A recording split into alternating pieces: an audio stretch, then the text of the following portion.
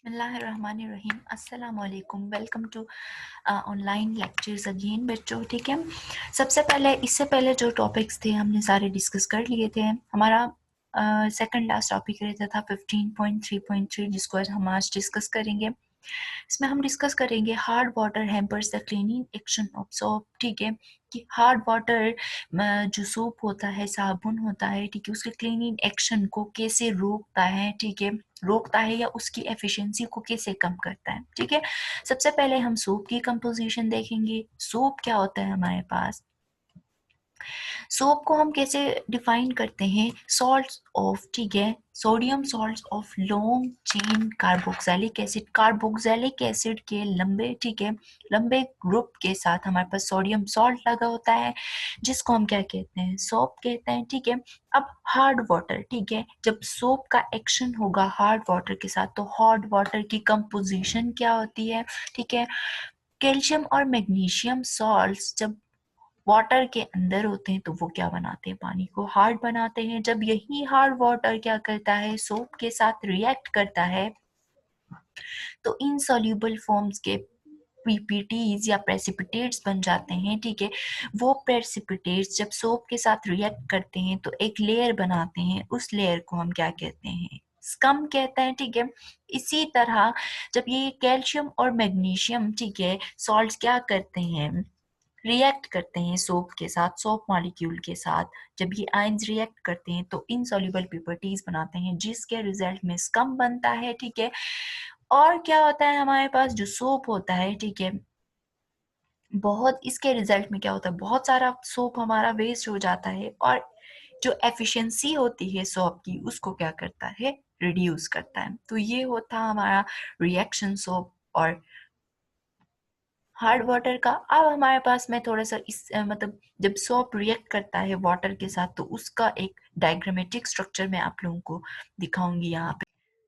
अब देखें, हमने सोप के कंपोजिशन को डिफाइन किया था ना। सोप क्या है हमारे पास, सोडियम और पोटाशियम का साल्ट, ठीक है, किस चीज के साथ, फैटी एसिड्स के साथ, long chain fatty acid means carboxylic acids. Okay, अब ये हमारे पास क्या है, सोप का स्ट्रक्चर है, ठीक है, ये लॉन्ग चेन है हमारे पास, लॉन्ग चेन के एंड में क्या लगा है, सोडियम लगा है।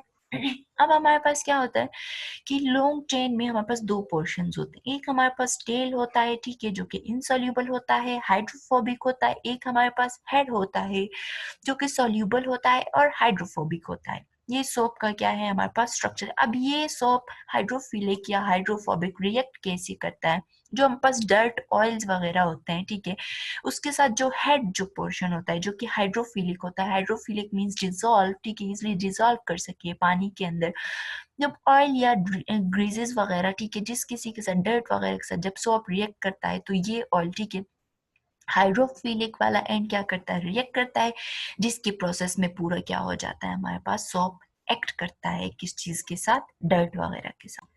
नेक्स्ट जो हमारा एसएलओ है बच्चों, उसको देखें कि 15.4.3 में हमें क्या बताया गया है, मींस कि हम इंपॉर्टेंस वाटर की जो ट्रीटमेंट करते हैं उसकी बेसिकली हमारी डेली लाइफ में इंपॉर्टेंस क्या है। ठीक है, चाहे वो इंडस्ट्रियल वाटर हो, हमारे घरों का वाटर हो, डोमेस्टिक एग्रीकल्चर हो, ठीक है, जब ये कंटामिनेटेड वाटर रिवर, लेक्स या ओशंस वगैरह में एड हो जाता है तो वाटर को क्या करता है, कंटामिनेट कर देता है। ठीक है, जिसमें सॉलिड वेस्ट होते हैं, हमारे पास हैवी मेटल्स होते हैं जो कि हमारे ह्यूमन हेल्थ के लिए, एनिमल्स के लिए, प्लांट्स के लिए क्या होते हैं, हार्मफुल होते हैं, हैजर्डस होते हैं। अब उस वाटर को क्या करना है, ड्रिंकिंग पर्पज के लिए या प्लांट्स के लिए या एनिमल्स के लिए उसको फिट बनाना है। ठीक है, वो अनफिट हो जाता है। ठीक है, इन सॉलिड जो वेस्ट मटेरियल होता है उसके रिजल्ट में या हैवी मेटल्स के रिजल्ट में अनफिट हो जाता है। अब उस वाटर की ट्रीटमेंट क्या है हमारे पर, हमारे लिए बहुत जरूरी होती है। वाटर की ट्रीटमेंट का जो प्रोसेस होता है वो क्या करता है, वाटर की क्वालिटी को इम्प्रूव करता है। ठीक है, जब इम्प्रूव करेगा, जम्स वगैरह उससे रिमूव हो जाएंगे तो वो वाटर को उस वाटर को हम यूज कर सकते हैं ड्रिंकिंग पर्पस के लिए, इंडस्ट्रियल वाटर सप्लाई के लिए, ठीक है, इरिगेशन के लिए, खेती बाड़ी के लिए और दूसरे पर्पसेस के लिए।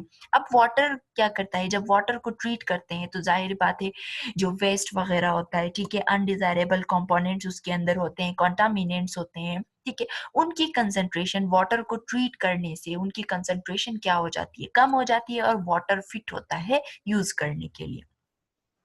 ठीक है। अब हमारे पास ये इम्पोर्टेंस थी किस चीज़ की, वाटर की ट्रीटमेंट की।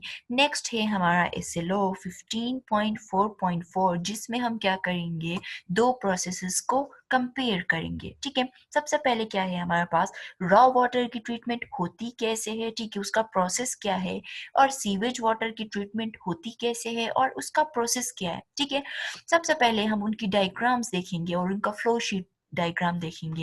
सबसे पहले जो डायग्राम है या जो प्रोसेस हम डिस्कस कर रहे हैं, ठीक है, उसमें हम देखेंगे रॉ वाटर को हम कैसे ट्रीट करते हैं। ठीक है, रॉ वाटर को हम कैसे ट्रीट करते हैं, सबसे पहले रॉ वाटर में हमारे पास जो फ्रेश वाटर होता है, ज़ाहिर बात है इसके अंदर दूसरे इम्प्योरिटीज भी होंगे, इसको हम ड्रिंकिंग पर्पज के लिए या दूसरे पर्पजेस के लिए, डोमेस्टिक पर्पज के लिए हम कैसे यूजफुल बना सकते हैं। सबसे पहले हम क्या करते हैं, फ्रेश वाटर जो लेक्स वगैरह के अंदर हमारा ये जो डायग्राम है, फ्रेश वाटर जो होता है उसको पाइप्स के थ्रू क्या करते हैं, सबसे पहले उस वाटर की स्क्रीनिंग करेंगे।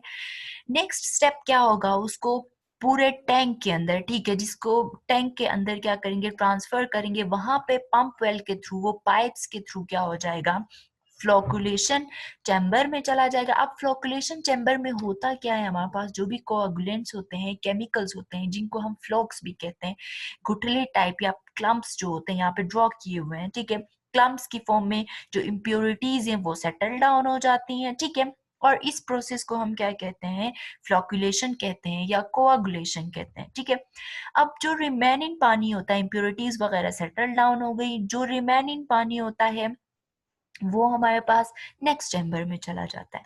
नेक्स्ट चैम्बर में हमारे पास तीन लेयर्स होती हैं। सबसे पहले जो लेयर होती है वो कोल की होती है, नेक्स्ट जो लेयर होती है वो सेंड की होती है, और नेक्स्ट जो लेयर होती है ग्रेवल की होती है। ठीक है, अब हमारे पास पानी को हमें इन तीनों लेयर से गुजारना है ताकि जो इम्प्योरिटीज है, माइक्रो ऑर्गेनिजम्स हैं, ठीक है, उनको क्या कर सकें हम, उनकी कंसंट्रेशन को कम कर सकें या उनको रिमूव कर सकें। ठीक है, सबसे पहले कोल से गुजर के पानी सैंड में चला जाएगा। सैंड के अंदर क्या होगा, हमारे पास जो माइक्रो ऑर्गेनिज्म या जर्म्स वगैरह है वो क्या हो जाएंगे, वहां पे उस सैंड के दरमियान फंस जाएंगे या वहां पे वहीं पर रह जाएंगे, तो वो पानी ग्रेवल में मूव करेगा। अब ग्रेवल के थ्रू वो पाइप्स में, ठीक है, एक पूरे बड़े चैम्बर में जिसको वेल का नाम दिया है वहां पे ट्रांसफर हो जाएगा। ठीक है, अब यहाँ पे जो रिमेनिंग माइक्रो ऑर्गेनिजम्स होंगे या जर्म्स होंगे, अब इनको भी रिमूव करना, ठीक है, जरूरी है। तो उस पर्पज के लिए हम क्या करेंगे, क्लोरीन ऐड करेंगे। क्लोरीन का फंक्शन क्या होता है कि ये वाटर से जर्म्स वगैरह को क्या करता है, रिमूव करता है। क्लोरीन एक गैस होता है जो as a disinfectant, disinfectant means कि माइक्रो ऑर्गेनिजम्स को किल करे। ठीक है, जब माइक्रो ऑर्गेनिजम्स वगैरह को किल करेगा, ठीक है, यहाँ पे खत्म हो जाएंगे, तो वो पानी ट्रांसफर होगा, ठीक है, किस चीज में, हमारे पास पंप वेल में। ठीक, इस चैम्बर को पंप वेल का नाम दिया, यहाँ से पंप्स के थ्रू क्या हो जाएगा, निकल जाएगा पानी। ठीक है, पानी निकलने के बाद ग्राउंड लेवल रिजर्वायर में यहाँ पे स्टोर होगा पानी। अब ये पानी मतलब हर पर्पज के लिए क्लीन हो चुका है। ठीक है, तो ये अभी रिजर्वायर में स्टोर किया, ठीक है, इसको स्टोर किया। स्टोर करने के बाद ये पानी क्या किया जाता है, डिफरेंट पर्पजेस के लिए, घरों में, ठीक है, ड्रिंकिंग पर्पज के लिए, हर पर्पज के लिए क्या किया जाता है, यूज किया जाता है। तो ये पूरा प्रोसेस था किस चीज का हमारे पास, कि रॉ वाटर को हम कैसे ट्रीट करते हैं या रॉ वाटर को ट्रीट करने का प्रोसेस क्या है हमारे पास। अब हमारे पास नेक्स्ट जो है प्रोसेस है सेवेज ट्रीटमेंट का। आप लोगों ने दोनों प्रोसेसेस को कंपेयर करना है, दोनों प्रोसेसेस के फ्लोशीट डायग्राम को भी कंपेयर करना है। ठीक है, डायग्राम को भी देखना है आप लोगों ने। सबसे पहले सीवेज ट्रीटमेंट में हमारे पास जो वाटर होता है उसमें सॉलिड मटेरियल होता है। ठीक है, सॉलिड मटेरियल जो पानी के ऊपर फ्लोट कर रहा होता है, जिसको फ्लोटिंग डेब्रिस भी कहते हैं। ठीक है, अब वो जो वाटर होता है, ठीक है, जो वॉशिंग इंडस्ट्रीज से निकलता है, हमारे पास घरों से निकलता है, जो भी पानी होता है उसको सीवेज पानी का नाम दिया है। सबसे पहले उस वाटर की क्या होती है, स्क्रीनिंग होती है। रॉ वाटर में भी सबसे पहले उसकी जो स्क्रीनिंग होती है, ठीक इसी तरह जो सेवेज वाटर होता है उसमें भी स्क्रीनिंग होती है। स्क्रीनिंग के बाद नेक्स्ट जो प्रोसेस होता है वो सेडिमेंट का होता है, जहाँ पे जो इनसॉल्युबल इम्प्योरिटीज है वो सेटल डाउन हो जाते हैं। ठीक है, सेटल डाउन होने के बाद नेक्स्ट उसको चेम्बर में डाला जाता है, जिसको क्लिंकर का नाम दिया है। ठीक है, अब इस क्लिंकर के अंदर जो एक स्प्रे किया जाता है, जिसको माइक्रोब्स वगैरह, ठीक है, माइक्रोब्स या जर्म्स वगैरह को किल करने के लिए। अब ये जो माइक्रोब्स होते हैं, हमारे पास एनएरोबिक बैक्टीरिया होते हैं जो कि हार्मफुल होते हैं हमारे लिए, ठीक है, या किसी भी पर्पज़ के लिए जब हम इस पानी को यूज़ करेंगे ऑब्वियसली उसके अंदर हार्मफुल जर्म्स होंगे तो हमारे लिए हार्मफुल होंगी, ठीक है? कोई बीमारी वगैरह कॉज़ करेंगे। अब ये जो एनाएरोबिक बैक्टीरिया होते हैं इनको किल करना ज़रूरी है। Anaerobic bacteria in the absence of oxygen क्या हो जाते हैं, पैदा हो जाते हैं। अब इन एनाएरोबिक बैक्टीरिया को मारना हमारे लिए क्या है, ज़रूरी है। नेक्स्ट क्या होगा जब हम एनाएरोबिक बैक्टीरिया को रिमूव करेंगे स्प्रे के ज़रिए, तो नेक्स्ट जो पानी होगा उसमें एडिशन होगी किस चीज़ की, ऑक्सीजन की। ये वाटर क्या करेगा, ऑक्सीजन को एब्जॉर्ब करेगा किस चीज़ से, हवा से। अब ये क्या होगा, इस प्रोसेस को हम क्या कहेंगे, एरेशन का प्रोसेस कहेंगे। हमारे पास जो एनाएरोबिक बैक्टीरिया होते हैं ये हार्मफुल होते हैं और जो एरोबिक बैक्टीरिया होते हैं जो ऑक्सीजन के प्रेजेंस में होते हैं, ठीक है, जनरेट होते हैं, ये क्या होते हैं, यूजफुल होते हैं। अब जब इस वाटर के अंदर, ठीक है, जब जर्म्स वगैरह या एनाएरोबिक बैक्टीरिया किल हो गए तो इस वाटर के अंदर ऑक्सीजन की एडिशन हो गई। ऑक्सीजन की एडिशन के रिजल्ट में ये वाटर क्या हो गया, हमारे पास प्यूरिफाई हो गया। तो ये पूरा क्या था, कौन सा प्रोसेस था हमारे पास, सीवेज वाटर की ट्रीटमेंट का। ये जो डायग्राम है हमारे पास सीवेज वाटर की ट्रीटमेंट की फ्लो शीट डायग्राम है, आप इसको भी एक बार देख लीजिएगा। नेक्स्ट जो स्टेप है हमारा, नेक्स्ट जो एसएलओ है हमारा, ये है explain the uses of chlorine in the maintenance maintaining cleanness of swimming pool, ठीक है। स्विमिंग पूल को क्लीन करने के लिए, उनकी क्लीननेस को मेंटेन करने के लिए क्लोरीन को हम कैसे यूज कर सकते हैं। सबसे पहले हम देखेंगे कि क्लोरीन क्या है, हमारे पास एक गैस होता है, ठीक, इसको वाटर में ऐड किया जाता है ताकि हम जर्म्स वगैरह को क्या कर सकें, किल कर सकें, मार सकें, ठीक है। जब इस क्लोरीन को हम स्विमिंग पूल के अंदर ऐड करते हैं तो एक एसिड बन जाता है, वीक एसिड, जिसको हम हाइपोक्लोरस एसिड कहते हैं। ये एसिड क्या करता है, जो भी बैक्टीरिया हमारे पास होते हैं, यहाँ पे मैंने 2 बैक्टीरिया के नाम लिखे हैं और जर्म्स वगैरह जो हैं, सैलमोनेला और एशर्चिया कोलाई कहें या ई कोलाई कहें या जर्म्स कहें, ठीक है, जो कि डायरिया या दूसरी बीमारियां या स्किन इन्फेक्शंस कॉज करते हैं, इन जर्म्स वगैरह को क्या करता है, किल करता है, ठीक है। जब क्लोरीन को स्विमिंग पूल के अंदर ऐड किया तो हाइपोक्लोरस एसिड बन गया, ये एक वीक एसिड है, ठीक है। ये एसिड क्या करता है, डिफरेंट जर्म्स और बैक्टीरिया को पानी के अंदर से मार देता है, ठीक है। जब मार देगा ऑब्वियसली जो स्विमर होगा, ठीक है, जो तैराक होगा, ठीक है, जो स्विमर होगा वो इजिली क्या हो जाएगा, वो स्विम कर सकेगा, ठीक है, क्योंकि ना उसको कोई दूसरी मीन के पूरा जो स्विमिंग पूल का जो वाटर होगा वो क्या होगा, सैनिटाइज होगा, ठीक है, किल किया जाएगा क्लोरीन को यूज करके जर्म वगैरह से। तो पूरा पानी सैनिटाइज हो गया, ठीक है। अब वो क्या होंगे, हार्मफुल बैक्टीरिया के लिए उसकी स्किन मतलब मीन्स के वो पानी हार्मफुल बैक्टीरिया, उसमें कोई भी बैक्टीरिया नहीं होगा, जिसकी मदद हमने ये पूरा जो प्रोसेस किया वो क्लोरीन की मदद से किया। क्लोरीन का इतना बड़ा फंक्शन है, ठीक है, इतनी बड़ी एप्लीकेशन है, चाहे हमारे ड्रिंकिंग पर्पज के लिए जो हम वाटर यूज करते हैं उसके लिए या स्विमिंग पूल्स के लिए। तो ये जो पूरा मतलब हमने पढ़ा, इसमें ये पढ़ा कि क्लोरीन जो है उसको हम स्विमिंग पूल में क्लीनेस के लिए कैसे यूज कर सकते हैं। तो ये क्या थी, एप्लीकेशन थी क्लोरीन की।